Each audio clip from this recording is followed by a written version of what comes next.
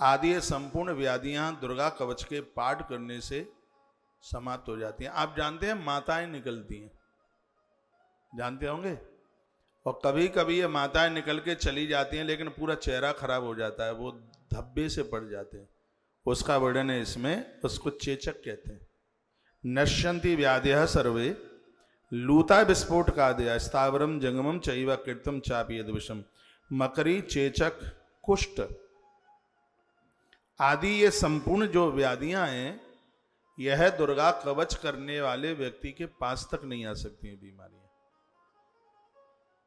आएंगी भी तो आते ही नष्ट हो जाएंगे, यह प्रभाव है। जो दुर्गा कवच का पाठ करता है उनके ऊपर भांग, अफीम, धतूरे आदि का तो प्रभाव नहीं चढ़ता, नशा नहीं चढ़ेगा इन सब चीजों का। स्पष्ट लिखा है, बड़ी अद्भुत बात कही है। भांग, अफीम, धतूरा आदि का नशा नहीं चढ़ेगा। विष, सांप और बिच्छू आदि के काटने से उसकी कभी मौत नहीं होगी। जहर नहीं चढ़ेगा। मुझे प्रमाण कहां से लेने की जरूरत है? 2-4 बार लोगों ने तो हमें जहर दे दिया, हम जिंदे हैं भगवान की कृपा से, दुर्गा कवच का पाठ किया है। हम जैसा आदमी कहां किसका क्या बिगाड़ेगा? हम तो स्वप्न में भी कभी किसी का बुरा नहीं सोच सकते, लेकिन उद्दंडी तो मानते नहीं है, वो तो कर देंगे कुछ न कुछ।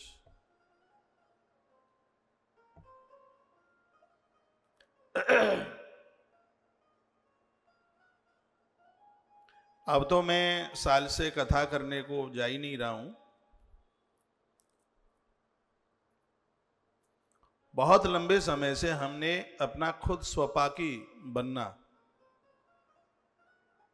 इसलिए शुरू किया था। आज वो बाबा नहीं है, तिवारी बाबा। जब ऐसी कभी घटनाएं घटी, वो मेरे संग होते थे। तो पहले वो आधी रोटी लेकर के, वो सामान लेकर के चाखते थे। लोग तो उनको चखिया कहने लगे थे। मैं उनको मना करता था, मैं कहता कि भगवान की कृपा है, कहीं कुछ भी नहीं होगा। तो वो कहते कि तुम्हें भरोसा है, मुझे भरोसा थोड़े ही है, ये बोलते थे। ग्रंथ में लिखा है कि किसी भी प्रकार का विष, सांप, बिच्छू का डंसन उस व्यक्ति के ऊपर अपना प्रभाव नहीं जमा सकता जो नित्य दुर्गा कवच का पाठ करते हैं। तो दुर्गा कवच का पाठ कीजिएगा। अभिचाराणी सर्वाणी, अभिचार कहते हैं जो ऊटपटांग करते हैं। जैसे अभिचार में नींबू काट देना, मिर्चें फोड़ देना, ये सब ये और ऊटपटांग काम है। कथाओं में मैया बैठी है, बगल से उसकी साड़ी का छोर काट लेना, थोड़े उसके बाल काट लेना, ये ऊटपटांग काम करते रहते हैं लोग। सरसों पीली पोटली में बांध के किसी के घर में फेंक देना, इसको अभिचार कहते हैं। दुर्गा कवच का पाठ करने वाले लोगों के पास ये तंत्र मंत्र विद्या नहीं चलती बिल्कुल। देश के ऐसे बहुत प्रदेश हैं जिसमें तंत्र बहुत फली फूल रहा है। लोग बड़ा बड़ा पैसा कमा रहे हैं, बहुत बड़ी कमाई हो गई है तंत्र में। हम लोगों को तो बड़ी गिलानी है इनसे, और हम तो बड़े विरोधी हैं। से महापुराण में लिखा है कि तंत्र की तो शकल देख करके ही पुण्य क्षीण होते हैं। मैं तो बड़ा विरोधी हूं इसका।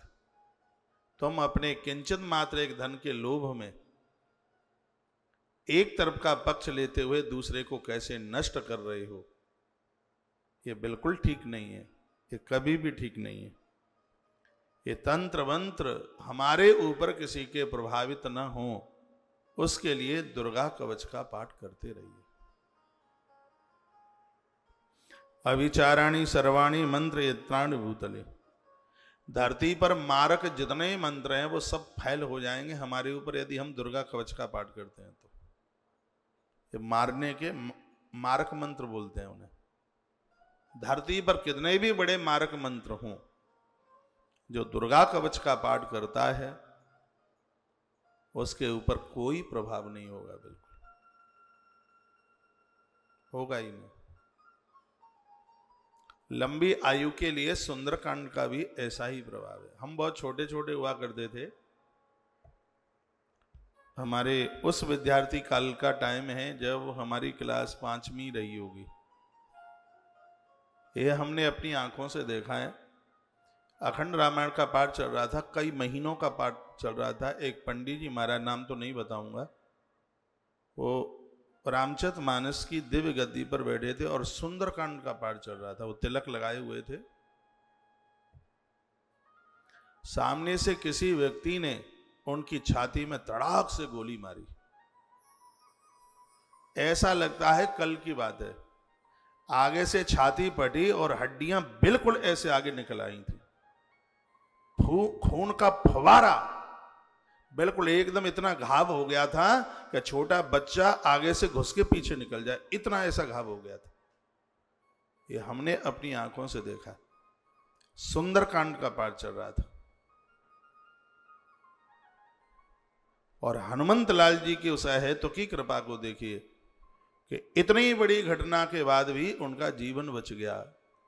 जरूर वो कुछ समय के लिए हॉस्पिटल में रहे, लेकिन उनके प्राण बच गए।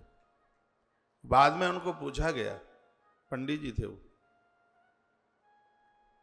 लेकिन कुछ काम ऐसे थे वो पंडितों के नहीं थे, लेकिन सुंदरकांड बचा गया उनको।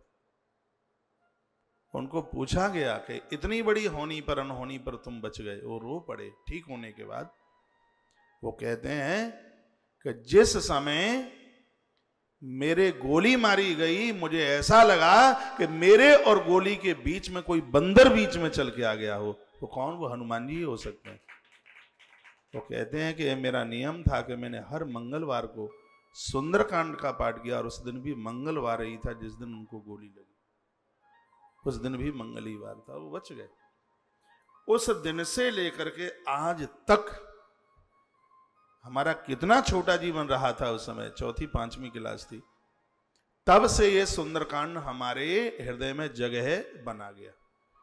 हमें 3 दिन तब लगे थे कि उस गोली कांड को देख करके 3 दिन में हमें सुंदरकांड के 60 दोहे याद हो गए थे। पूरे 60 दोहे उस समय का सुंदरकांड याद हो गया उस गोली के केस को देख करके। ये पूरा हमारी आंखों के सामने देखा हुआ ये दृश्य था।